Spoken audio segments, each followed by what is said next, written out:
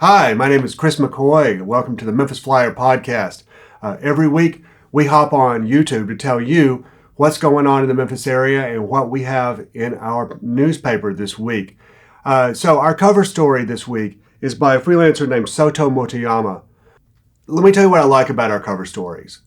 It gives us an opportunity and writers an opportunity to tell stories in depth with great detail and great nuance.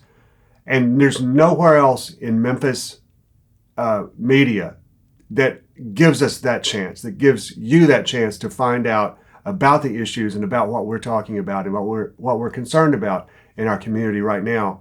And Soto's story is about choices. It is the reproductive health clinic here in Memphis, and it is about maternal and infant mortality. Now, the United States has the worst infant mortality rates of the developed world by far.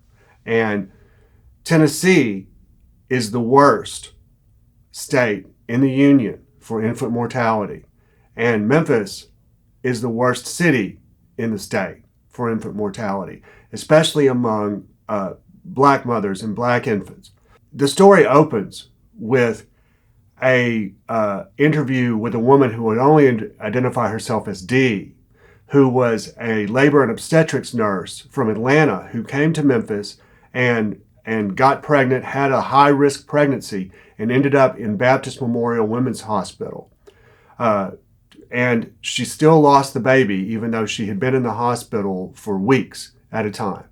And you should go online to memphisflyer.com or pick up a physical copy and read this, because she said that she knew the ins and outs of everything, and she was just not given the care that she needed, and she was not taken seriously as a person. She was labeled a problem patient, and when it was over, she said she watched her baby die over the course of about 12 hours, and nobody helped her in the hospital. And after it was over, she said, "You guys made me a statistic." So what Choices is doing, and a lot of other people are thinking too, is that maybe there's a better way to handle childbirth. They're going back to an older method, midwives. Midwifery was the standard for many years. Most people in the United States or in the world were born 100 years ago. Were not born in the hospital. They were assisted by a midwife in their homes, and this is the model that Choices is pursuing right now. And they've had a lot of success. They haven't lost any mothers. They haven't lost any babies, which is a lot better than the hospitals around here are doing, obviously. But there's so much more to this story, and I highly recommend that you read it because it is a really important issue for our community, and it's a fascinating and disturbing story of medical failure. Alex Green, who is our music editor, spoke with 38 Special, and you've probably heard of 38 Special because they are an absolute staple of classic rock radio.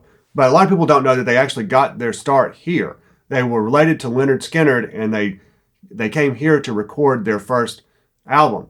And they are returning this week to play Fall Fest, which is an annual 2-day event that is Room at the Inn benefit. We also have Jackson Baker, our political reporter, and he's reporting on, he talked to Steve Mulroy, the district attorney, and J.B. Smiley from the city council about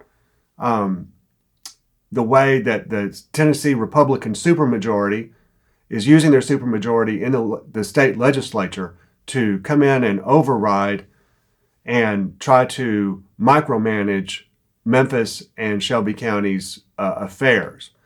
And the most prominent example that we're seeing currently of that is there is a ballot proposition, a ballot measure on the ballot for November about guns. And if you know anything about Memphis, you know, or if you've heard anything about Memphis, or if you live in Memphis, you know that gun crime is a huge, huge problem here.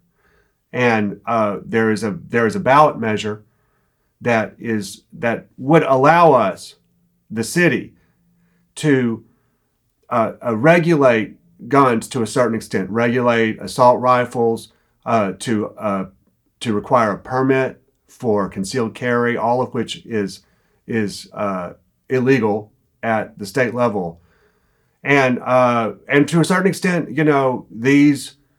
this measure would not become law even if it passed. But it's a signal that this is what the people of Memphis want if it does in fact pass, right? The legislature has been trying to, the Republican supermajority legislature, who love guns more than they love your children, are trying to make sure that we don't get to vote on that we don't even get to express our local preference to whether or not that we want to continue to have all these guns in our community. It's a very important story. Jackson Baker is the dean of the Tennessee Political Press, and I highly, highly recommend that you pick it up and check it out.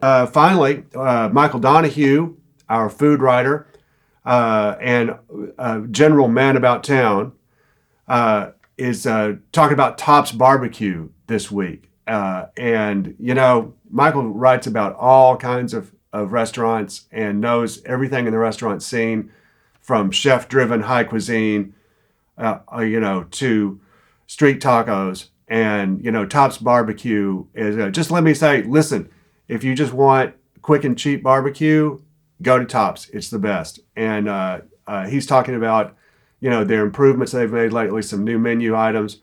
They have a really good burger, too, that's like topped with their little bit of their pork meat. Don't try to do anything strenuous after you eat that burger, but it's a great, great burger, let me tell you. Finally, there's a lot of stuff to do this weekend. We're coming up on spooky season.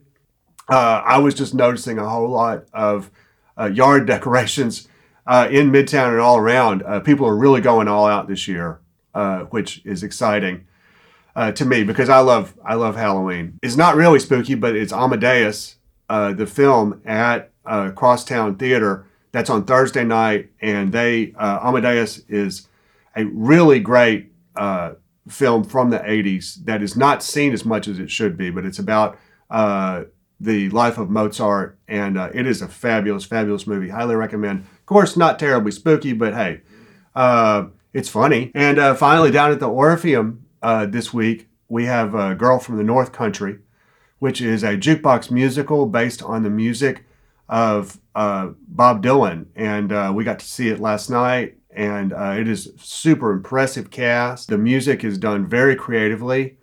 The way that they adapt these songs that are, Bob Dylan songs, so a lot of them are long, they're very wordy, of course, which is why he won the Nobel Prize, right?